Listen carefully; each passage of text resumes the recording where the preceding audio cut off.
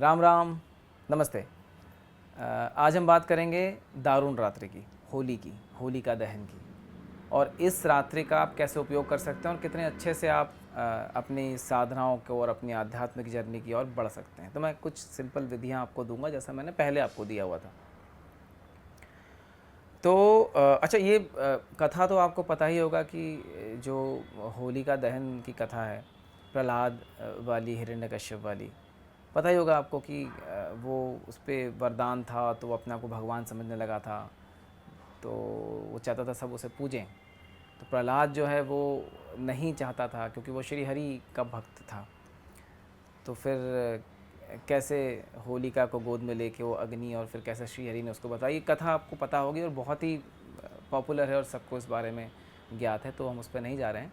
प्रहलाद का एक मतलब होता है आनंद, है ना। आह्लाद आपने सुना होगा, वो उसका मतलब भी आनंद होता है। आनंद की अलग अलग चरण कह लीजिए, ठीक है। तो ये जो दिन है ये बहुत ही विशिष्ट और बहुत ही पावरफुल दिन है। देखा जाए तो सबसे पावरफुल यही है, सबसे पावरफुल दिन जो है वो यही दिन है। इसमें और भी मान्यताएं हैं, जैसे कृष्ण और राधा के बीच में कैसे रंगों की होली प्रारंभ हुई, कैसे वो कलर को लेके जब माँ से बोला कि वो तो गोरी है और मैं तो उन्होंने कहा था कि ऐसा कलर मल दीजिए जो आपके कलर से मेल खाता हो। तो फिर कैसे वो सब, ये आपको पता होगा, इस पर मैं नहीं जा रहा हूँ। अलग अलग मान्यताएं, कथाएं हैं। पर ये देखा जाए तो लॉजिकली कितना सही लगता है कि अगर सबके चेहरे पे मैं लाल कलर लगा दूं तो कलर का डिफरेंस ही खत्म हो जाए, सभी लाल दिखेंगे, है ना। तो चलिए, ये एक आनंद का विषय है, अपने अलग तरीके से लोग इसे मनाते हैं।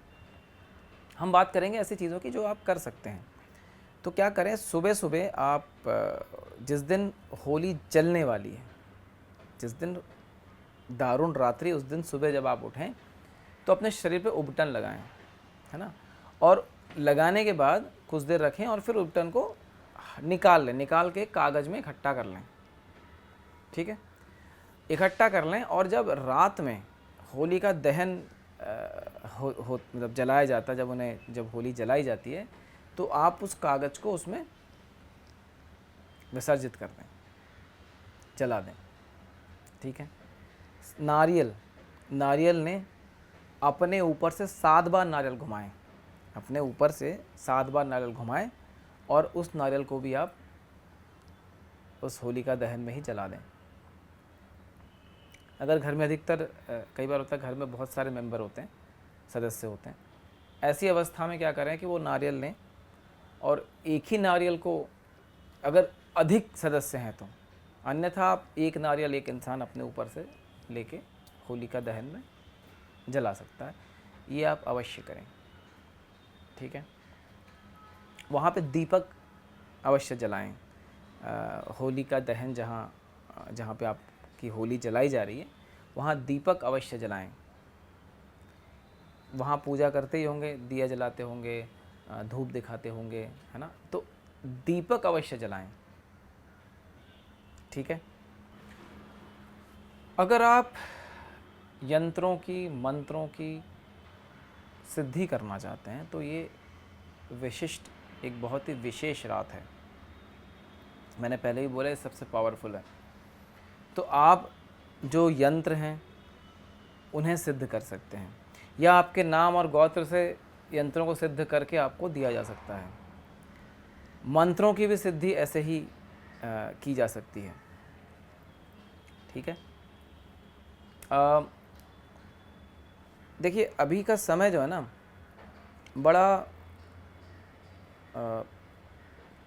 बहुत पावरफुल समय आ रहा है। तुरंत शिवरात्रि है, उसके बाद होलिका है, होलिका दहन, होली है, उसके बाद नवरात्र हैं, चैत्र नवरात्र। तो ये 1-1.5 महीने के अंतराल पे ही बहुत बड़े बड़े पर्व, बहुत शक्तिशाली रात्रियाँ, बहुत शक्तिशाली दिन आ रहे हैं। तो ऐसे बहुत सारे यंत्रों को सिद्ध करके आपको भेजा जा सकता है। अगर आप अपने कष्टों को, रोगों को और दोषों को दूर करना चाहते हैं तो ये बहुत विशिष्ट पर्व है, एक बहुत ही विशेष दिन है। ऐसी कुछ सामग्रियां इकट्ठी करके आपके लिए दी जा सकती हैं, जिनसे आप अपने कष्टों का और दोषों का निवारण कर सकते हैं। और ये बहुत ख़ास प्रयोग से बनाई जाती, बहुत ही विशिष्ट प्रयोग से बनाई जाती हैं। तो आप इन चीज़ों का भी लाभ ले सकते हैं। इस दिन श्री यंत्र की स्थापना घर में करना अत्यंत शुभ है और इसी दिन आपके श्री यंत्र को सिद्ध करके आपको दिया जा सकता है। श्री यंत्र के विषय में मैं एक वीडियो आपको दूंगा, क्योंकि मुझे ये लगा, मेरे जो गुरु हैं उन्होंने भी ये बात बताई कि जो विशिष्ट साधनाएं श्री विद्या के मेंबर्स को दी जा रही है वो अपनी जगह है, पर आम जनमानुस के कल्याण के लिए भी श्री यंत्र का एक बहुत महत्वपूर्ण स्थान है। तो उससे जुड़ी हुई ऐसी कुछ बातें जिनका आप सब लोग लाभ ले सकें, जो विशिष्ट रूप से श्री यंत्र की साधना नहीं कर रहे हैं या नहीं करना चाहते हैं, पर श्री यंत्र की कृपा उन पर भी कैसे हो, ये मैं आगे आने वाले एक वीडियो में ठीक से बताऊंगा। ठीक है। जो श्री विद्या के मेंबर्स हैं उनका तो एक्सक्लूसिव है, वो तो बहुत आगे की साधनाएं कर रहे हैं, बहुत विशिष्ट साधनाएं कर रहे हैं, पर आम जनमानुस के लिए जो चीज़ें हो सकती हैं वो बताई जाएंगी आपको। श्री यंत्र ऐसे तो आप ले आते हैं कई बार घर पे खरीद के, लेकिन उससे काम नहीं होता है। श्री यंत्र को आपके नाम और गोत्र से विमंत्रित करना होता है, और वो भी श्री यंत्र जो कि क्रिस्टल या कांच से ना बना हो, चाइना वाला ना हो, जो ओरिजिनल स्फटिक का बना हो, है ना। तो उसमें भी बहुत सारी अलग अलग विधियां हैं और किस तरीके से की जाती है, इस पर मैं एक वीडियो आपको डिटेल में दूंगा आगे।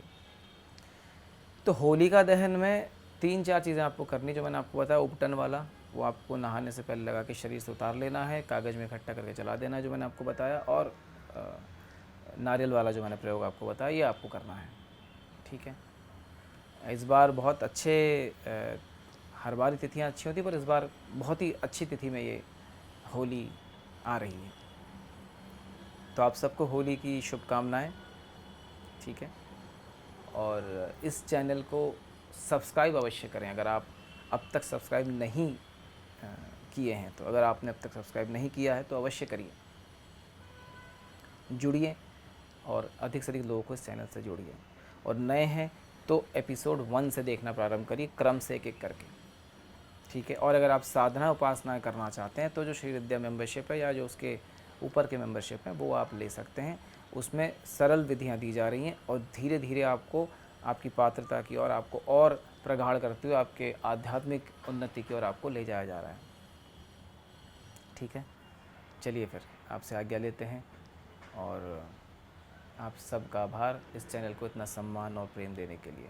राम राम, नमस्ते।